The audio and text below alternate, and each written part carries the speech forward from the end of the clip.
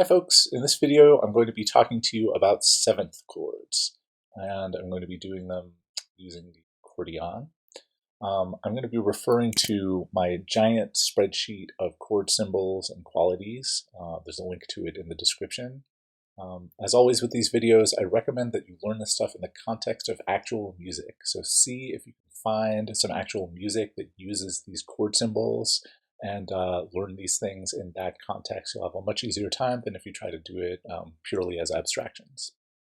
Also, I'm going to be doing everything in C. So for other chord symbols, for these chords on other roots, you're going to have to transpose. Shouldn't be too terrible. So I'm going to start with the major seventh chord. And the major seventh chord is made by a couple of different major scales, C major and C Lydian, but I'm going to be talking about C major.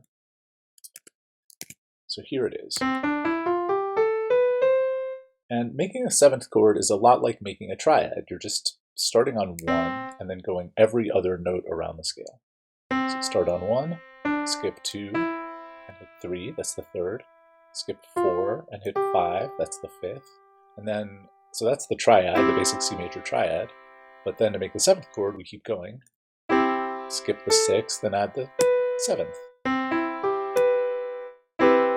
So there it is, the C major seventh chord.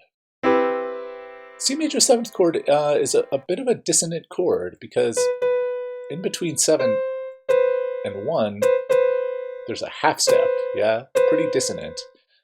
So as you're thinking of inversions and voicings for this chord, yeah, you want to be careful to avoid that, unless that's what you're going for. Maybe you want people to be tense.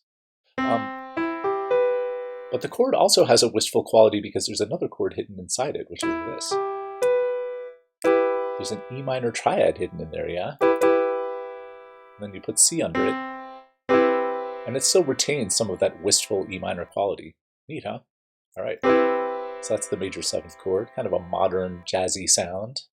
Not something you would hear much in classical music, but definitely something used for jazz, R&B, soul, that kind of thing.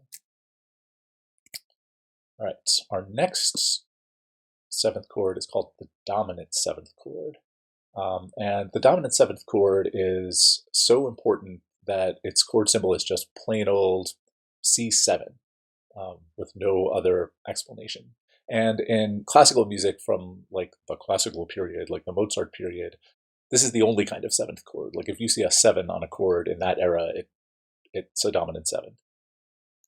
So it's similar to the major seventh, but you're not going to generate it from the major scale. You're going to generate it from Mixolydian mode. So I'm going to switch our scale from C major to C Mixolydian. And now, going every other note, now I get this B flat.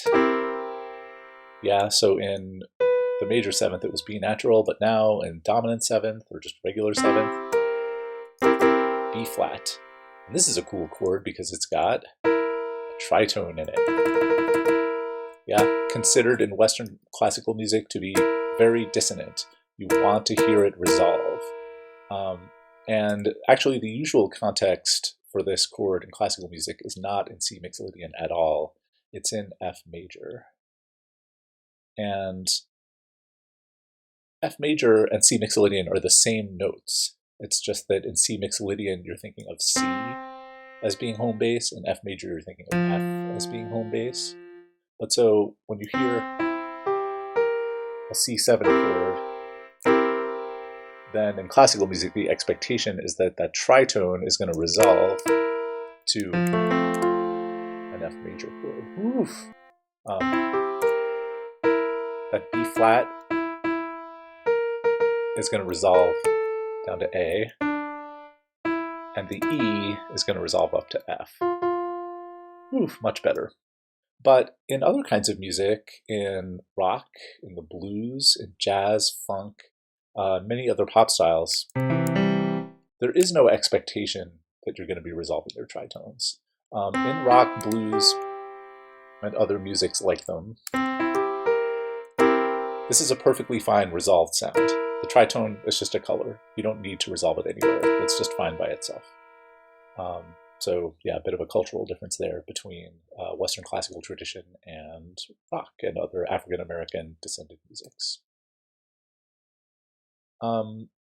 So sometimes in classical music they will call this chord a minor or a major minor seventh chord because it's got this major triad, but then on top you've got this flat seventh, which you associate more with minor scales. That is not a terminology that you hear outside of classical music. Everywhere else they just call it C7. So there it is. All right, next kind of seventh chord we're going to talk about is minor seven. This is generated by several different minor scales, but I'm going to use the natural minor to generate it, C natural minor.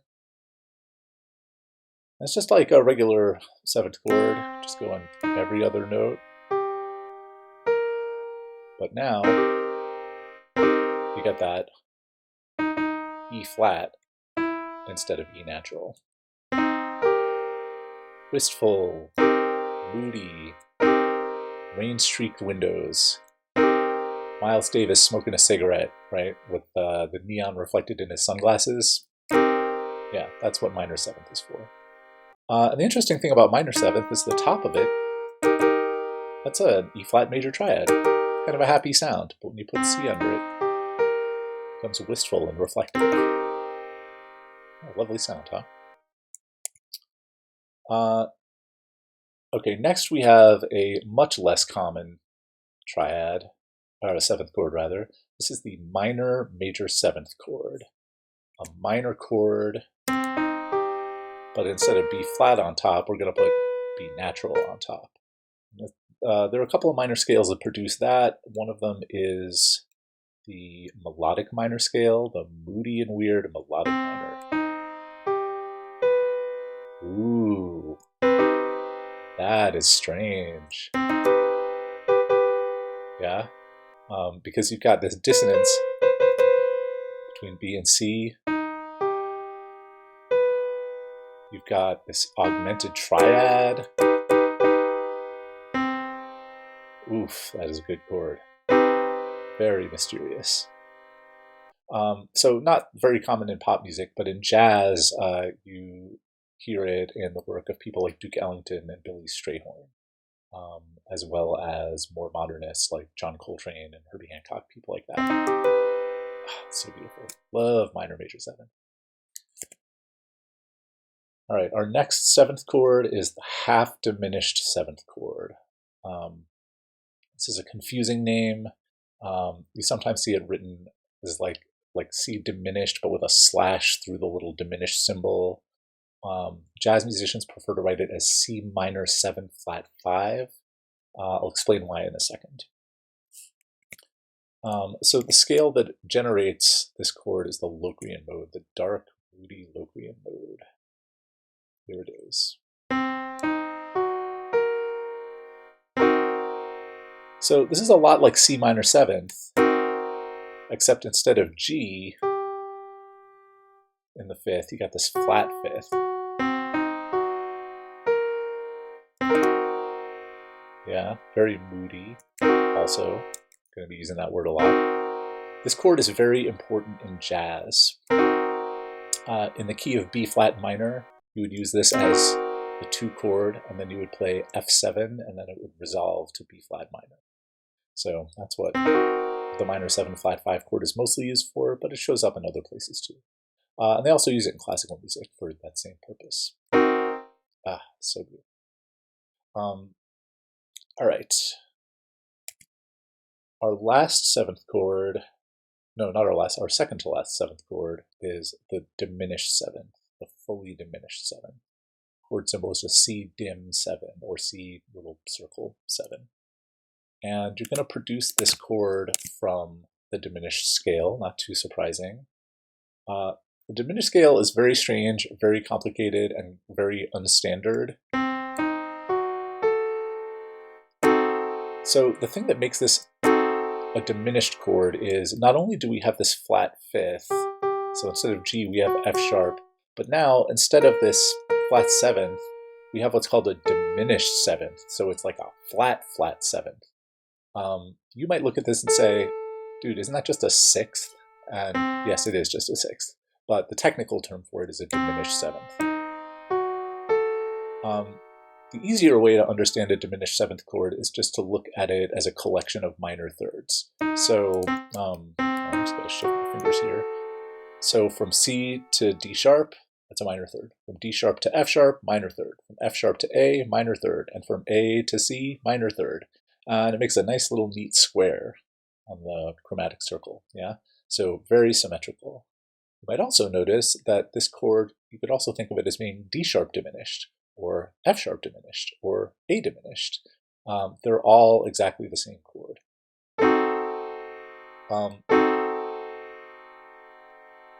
So there is one interesting use case for diminished chords. Say you are in the key of B flat minor again, and you're on the 5 chord of B flat minor. So here I'm going to change a root to B flat, and I'm going to change the scale to harmonic minor, and the 5 chord. If you go up a half step from the root of this 5 chord, you get a C diminished chord, and it'll be easier to see on the staff if I take it down an octave.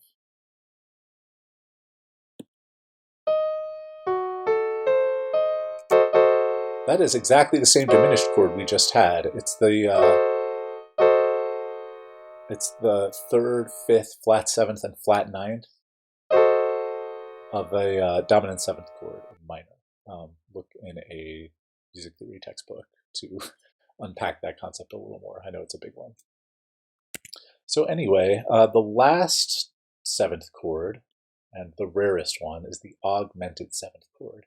This is an augmented triad with a dominant 7th on top of it. You get it from the C whole tone scale. It does not come up a whole lot outside of just a few jazz tunes, but might as well be thorough, might as well know about it. Put a root back to C. So I'm going to change the octave back up.